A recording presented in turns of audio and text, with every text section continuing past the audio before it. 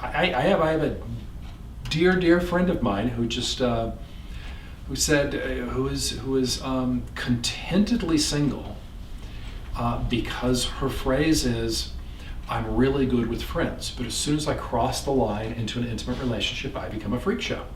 I don't want to do that to somebody I care about. I don't want to do it to myself. It's just bad news in all directions. It's much better simply to live alone, right? So where is that threshold? Would you think that the higher degree of trauma would be the more on the periphery, the reactivity starts with relationship, or you couldn't generalize that? Higher degree of the more accumulated stress and the more trauma, the stronger, bless you, the stronger all this is going to be. Yeah, absolutely. So that's a really important thing that happens in therapy, because sometimes a client will come in and they will have already crossed that boundary of intimacy with you before they walked into your office. You step in, they're in full-on family transference with you. Other people will come in and you're a stranger, and you may have to work together for a couple of years before you cross that line. That's what happened with me with this therapist I saw for 9 years. I saw her for 2.5 years, and I went into a session. I still remember it was the summer, sometime in the late 90s, and I said, I've decided to trust you. It's 2.5 years in therapy. Okay? And what was essentially happening was we crossed from the outsider into, I let her into the family system in my psyche. And then we began to work at that place. Okay? So you may notice that sudden shift in therapy, and you'll notice that shift out in the world. Everything was going great until we got engaged. The second there was a ring, everything went to hell. I don't understand. We broke up, it's all good again. Right? The engagement was great. Anxiety increased toward the wedding. And so on. All that, right? Okay. But we start with the procedural aspect of it, because dealing with all the transference at once it's really tough. It's this tight little cluster that's very tough to get to. So if you can peel out parts of it and work with those parts, you can make a lot of progress. And this is the easiest one to start with, because it's the least crazy making. You've got to notice it, you've got to find it, and you've got to work with it. You've got to develop your stubborn muscles to loosen it up. Okay? So that's procedural. Can we switch to event? And Yep. just Good. Well, let's go to event memory. Very, very, very different thing. Okay. When we hold the memory of a traumatic event, we talked before about the Challenger explosion. So you hold what's important, you let the other things go. If the traumatic event happens in an in-group, so within your family, or if it's in school, so you have to be in that classroom for a year. If you're in summer camp and you've got to be there for a month and you can't leave, or every summer for a month. If it's an environment where it's not just sort of a one-off, but where you have to be in an ongoing relationship with these people, that changes what's seen as significant. So what happens is when we store that memory, we don't simply store what happened to us as a victim, or if we were a perpetrator, what we did as a perpetrator, or what we observed as an observer, okay, or what we helped as a savior. Right now, you've got the training to pull out each one of those and to work with each one of those individually. I'm talking about something different from that. I'm saying whatever role we were in, let's say the victim, if it was in a childhood setting, then what we store as significant are the relationships of the people around us in that event. So, who was watching? Who did it? Who helped? Who was hurt? Those are stored together as a gestalt. Now, that's really important, because in order to integrate that memory and heal and gain fluidity in the world, you have to integrate all of the roles that were present. I'm going to say all four. They don't have to be all. There could be 1, 2, or 3, 4 present. I'm just going to say all four, meaning because there's up to 4. So you've got to integrate all 4 of those roles. Now,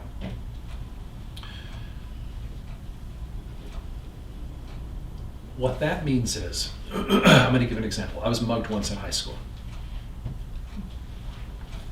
Big high school, rough in the 70s, all sorts of social movements and race riots and all sorts of things were happening. I was in a giant high school, 5,000 kids.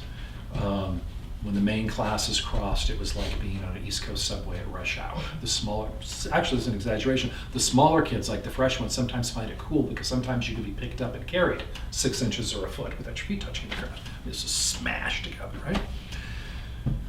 So what happened to me at the intersection of First and Main, which is the most crowded hallway in the school, to this day, I don't know why I was picked. I don't know, I was a little tiny freshman.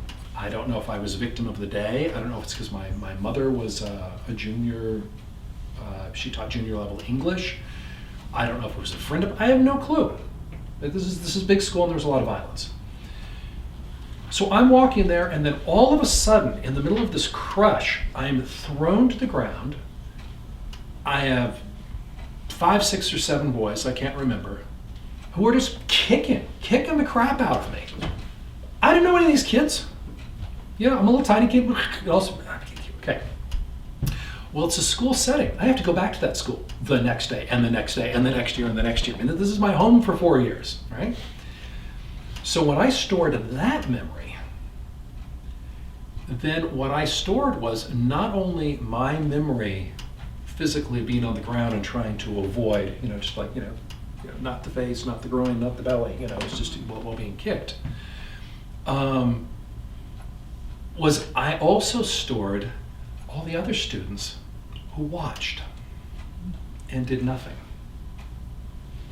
And I also stored the expressions and actions of these boys who were doing it.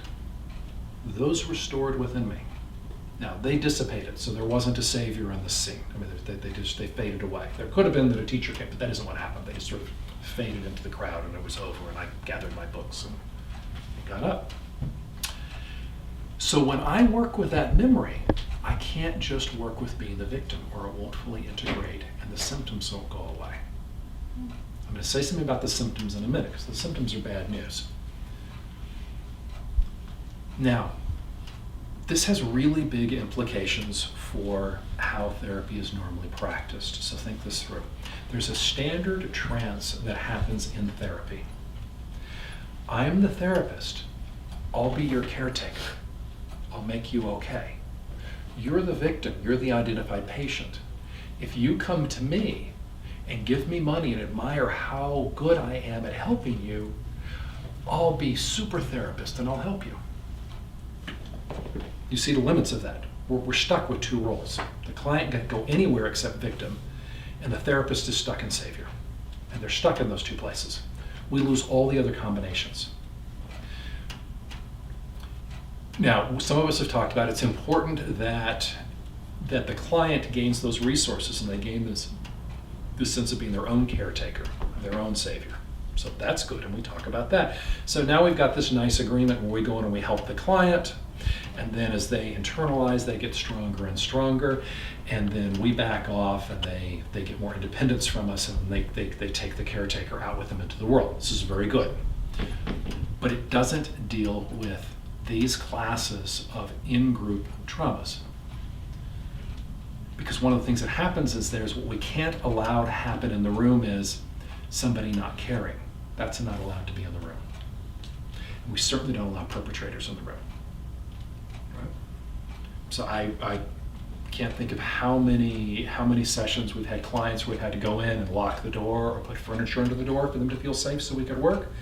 But there have been other clients who've only felt safe when the door was cracked or left open, or we videotaped a session, or they had a friend or partner in the session with them. Right? So in that creating of safety, and the first stage certainly is creating safety, and it's very, very good to work so we're now switching to event memory, so I'm going to use 4 different words. Now I'm going to use savior, victim, observer, and perpetrator. So these are the variants for what happens in these event memories. Because they're different. These aren't proceduralized. They're just tied to a particular situation, to a particular event. And what that means is, I don't go around and live my life in fear of all of a sudden being jumped by a bunch of people in the middle of a crowded place. But it could mean that if I were on a subway on the East Coast and I dropped my bag or something and I went down to pick it up, and all of a sudden I looked up and there was all these people around me in that crowded situation, boom, I could be right back in that memory. So it's an event memory, it's not a procedural habit. Right? How's everybody doing? The event memory gets much, much, much heavier and trancier. Starts to bring up memories, it feels okay. Is everybody doing okay? Doing the thing that Christina Sajja taught you, check in with your body, say how you're doing right now. A little nervous, Yeah. as you talk about it. Yeah.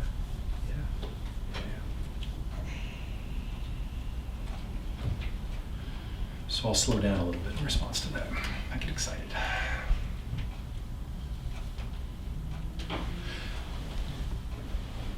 So when we're doing the therapy, it's good to start with. If we were working with me and that thing that happened to me when I was a freshman in high school, we'd want to work with integrating my victim memory. What were my defensive responses? Putting together the chronology of time, reassociating the memory, right? And then we want to imagine, how could I prevent that happening in the future, right? So we would work on solution. We would have done solution first, actually, sorry about that. But what could I do to prevent that happening in the future? Is it never going to happen to me again because I'm never going to be, 5'2", 100-pound, 13-year-old in a giant place with, filled with big kids around me? Maybe that's solution enough for it. Maybe I've gone out and gotten, a 7th degree black belt, so I'm not worried about it anymore. Maybe whatever, right? So I've got a solution. And then we want to work the other roles in the situation. So then the next one that makes sense to work would be, what would I do if I came on the situation and this was happening to somebody else? What was it happening to my child? Right? So then we have to build these capacities about how can we stop this happening again in the future. Okay? Well, good. That's not going to finish it. We're still going to have symptoms. And it's the symptoms of the observers and the perpetrators. So we've got to integrate those memories. So what that'll look like in the session is, and it's got to be done both ways, is that first, the client will begin to project those parts of the script onto you as the therapist. I'm talking about this and I just feel like, are you paying attention today? Are you here? Because this is a really big deal to me. And now watch, now as client I begin to move into perpetrator. And I just don't know what the hell it is. I mean, I come in and I pay you this money and it's like something gets serious for me, and now you're kind of checking out. See? So now they're beginning to play. So what's coming up in the field is the observer and the perpetrator starting to come up, and they're both coming out. Right? So we want to slow them down and work them one at a time. Right? So there's ways to do that. And it involves you as a therapist being willing to tolerate being perceived strongly by somebody, that you're an observer and you don't care and you're not going to step in and help. Can you sit there as a therapist? You've trained in your life to help people and to connect with people. And this person who wants you to connect with them is saying to me, you're not there, you're not paying attention to me. I mean, the whole impulse is to try to convince them otherwise, right? No, I'm here, blah, blah, blah, right? Instead of saying, okay, let's work with this. This is an aspect of this. So stay in relationship with me while just noticing. It just seems like I just don't care at all. Right? And there's ways we actually soup that up so much. I'm not sharing with you all because I don't want you to do it at home. Chemistry set and blow up your garage.